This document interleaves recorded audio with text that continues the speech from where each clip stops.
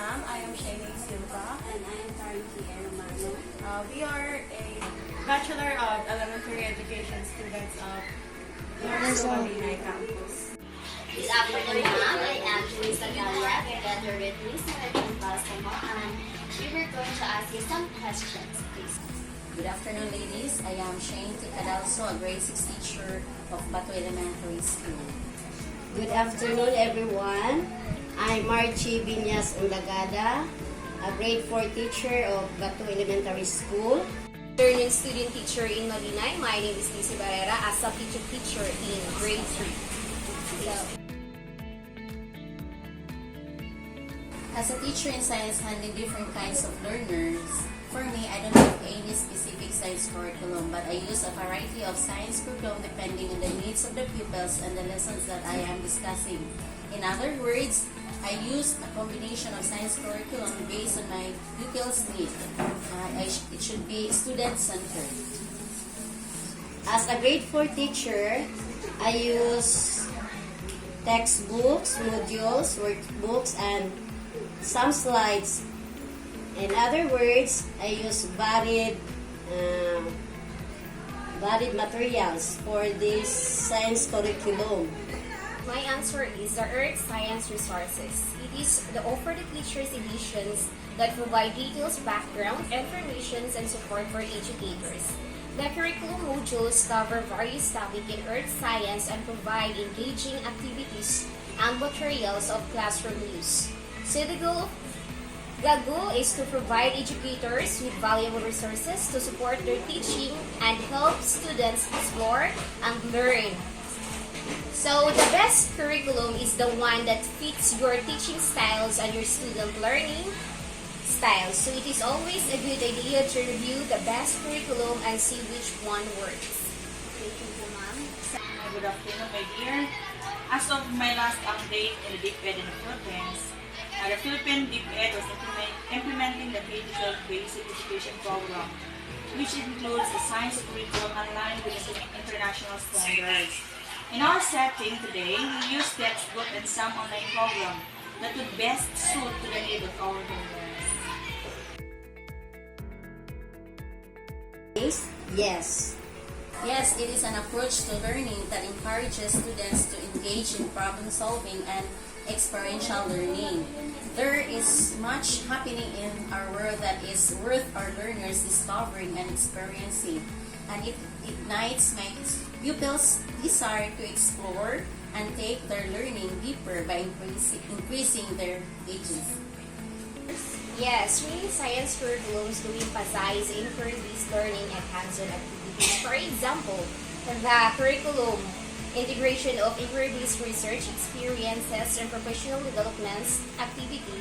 In this curriculum, provides students with a more authentic and immersive learning experience. It helps them develop a critical thinking skills, the problem-solving abilities, and a deeper understanding of scientific process. Yes, the K-12 science curriculum in the Philippines emphasizes inquiry-based learning, hands-on activities, and other interactive features.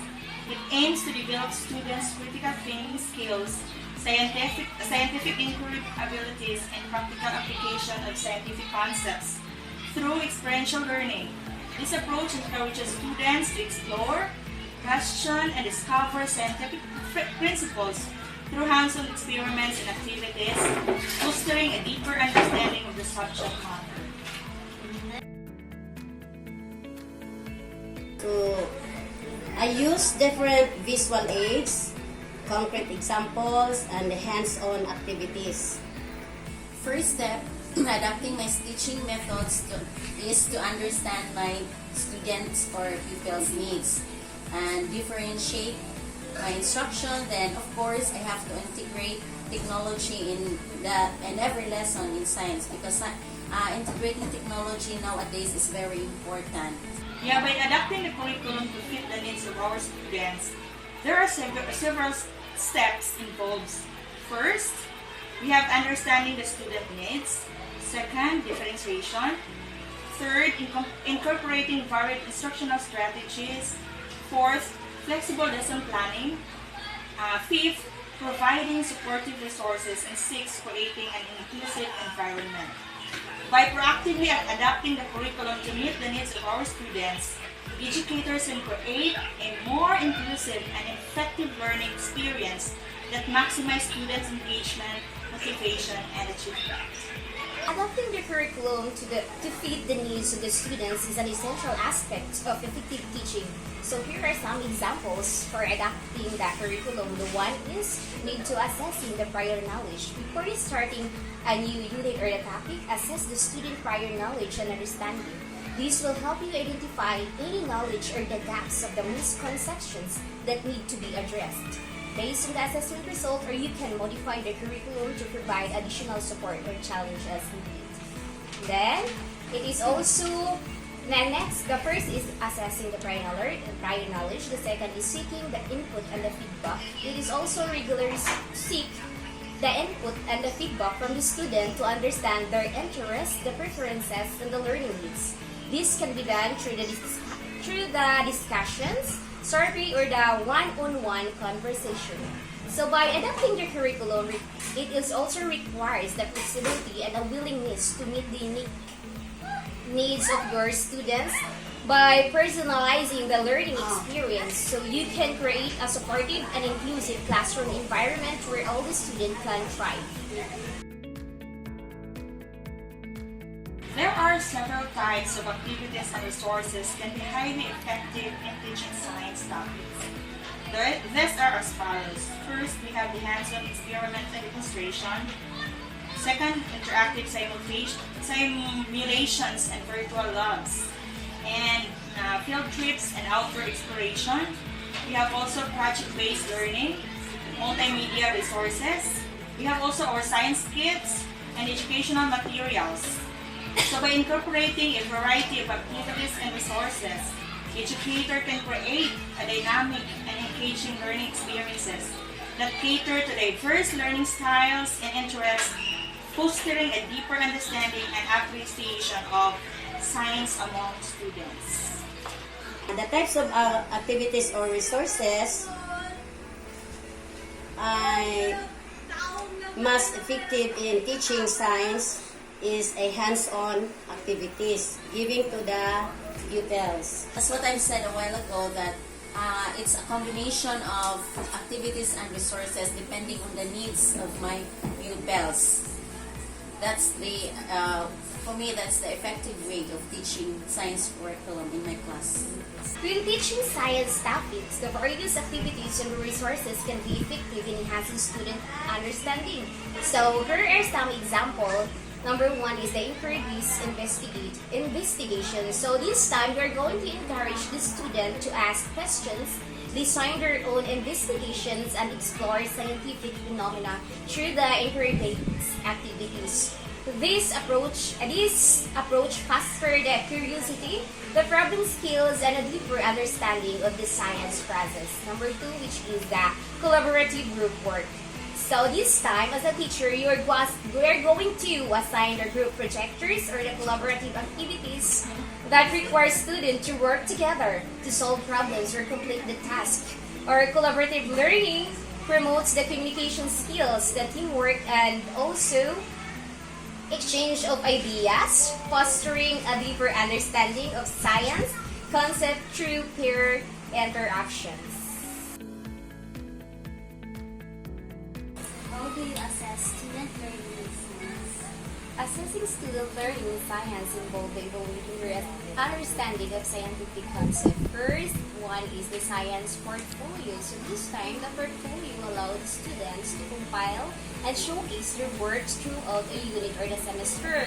They can also include a collection of law, reports, the project, and also the reflections to demonstrate their learning in a group in a science. Number two is the oral presentation and demonstration. So this time, the student can be assessed through the oral presentations or the demonstrations where they communicate their scientific knowledge, explain their experimental procedures, and present their findings to the class or the teacher. And also, it is important to use a combination of assessment to obtain the comprehensive understanding of the student learning in science. Assessment should assign the learning objectives, be fair and unbiased, provide constructive feedback, and support student growth and development in science. In assessment of my pupils, as we all know, we have the written works. Under the written works, we have the daily quizzes, which is the formative, and the summative test, which is given on every weekend. And also, we have the performance base. On this performance base, the pupils are graded according on their how they work as individuals or as in a group. Much of my pupils' learning is internal. To assess students' knowledge, science knowledge, skills, and strategies and attitude, I must require a variety of tools and approaches. So I teach them that there are different tools and approaches. I apply them especially in manipulative tools that enhance their learning, especially if we are doing an experiment. By assessing our students' learning in science, it involves a combination of formative and summative assessment strategies to evaluate understanding skills and scientific inquiry abilities. Here are some effective methods of assessing our students in science. We have the formative assessment, performance-based assessment, standardized test, peer and self-assessment, rubrics and criteria-based assessment. So by incorporating all these assessment methods, educators can gather comprehensive data on student learning in science, identify areas for growth, and provide targeted support to help students achieve their learning goals. As I observe handling or teaching in grade 4, I've never encountered for this misconception. Maybe because they are still young. We are teaching them in basic pa ang ilaha. So wala pa sila naka-discover o kanang mga mahimo nilang misconception. Maybe as they grow or as kanang makairog na ila niyang grado. Yes, as a grade 6 science teacher, of course, science subject in a grade 6 class is quite difficult. Some of my pupils find science difficult, but it doesn't translate but this doesn't translate to not being good at science. Often of my pupil claims not to be good at science. It is just really means that he or she hasn't yet found a part of science that clicks his or her interest and talent. So they just say science is difficult, but actually they just find that topic difficult in that situation only. But later on, when our lessons discussion continues, they really say, it's just easy. So it's not just difficult. For now, in my grade 5 class, I didn't experience yet a misconception. Or maybe their science lesson is too basic for them. So there's no difficult way that they could mislead or basic pa magud ang science sa elementary. Unlike high schools na they have physics, murag makakuan na siya makahatag na nila o kalibog in our dialect, kalibog siya. So, for me, maura na sa akong misconception. What are some common student misconceptions you encounter in science? In science education, students often the misconceptions or the alternative conception, for example, the earth science. So the misconception nila, the earth is flat. But the correction is the earth is a spherical shape, not a flat. So it is important also for the educators to be aware of these misconceptions and address them through the target instruction and conceptual change strategies. Then other challenges that I have encountered in teaching science, one of my challenges kanang malakta of materials needed, and safety also of the pupils, especially doing the activities. Mahimong challenge siya kay if the pupils nga dili sila careful in handling the materials, so basi niya magka-injury sila or magkapasok-pasok kung ma-involve na og na ay mga kanang mag-init-init na anak kay grade 4 na may mga simple experiments. Some of the challenges that I face in teaching science are lack of quality of textbooks, then inadequate equipment and large classes, and many others to mention. Teaching science comes with several challenges, including, first, concept complexity. We as teachers, we have misconceptions also. And we also have limited resources, time constraints, diverse learning needs, especially the our learners. We are facing the Gen Z learners, then assessment challenge, integration of technology, teacher content knowledge, keeping pace and advances, because our learners nowadays, even honestly, even in grade 5, there are some who cannot comprehend. So it gives us a challenge and engagement and motivation. So the challenges I face in teaching science, number one is the limited resources and also the limited time. Then by addressing this challenge requires the creativity, the effective or the instructional strategies in going to the professional development. So providing also the hands-on activities, it is also the visual aids or the real-world examples. And opportunities for the student engaged can also help or to overcome these obstacles and create engaging and effective learning environment in science. For me, the most rewarding experiences in teaching science when I see my pupils learning, and then when they are enjoying the activities. I consider that as my rewarding. And nothing makes a teacher prouder than seeing my students succeed, knowing that I have helped them the skills they need for the future.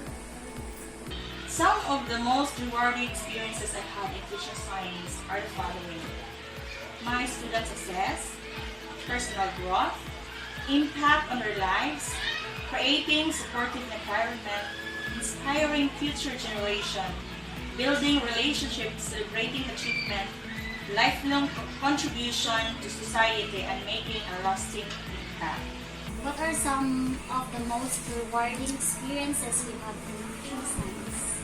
So, number one is creating a positive learning environment. So this time we're going to building a positive and inclusive environment where the student can feel comfortable asking questions or sharing their ideas, and engaging in scientific discourse is also a rewarding. So this time the student is saying that it is actively participated also to collaborate and support one another's learning, and also fosters a sense of accomplishment for the teachers.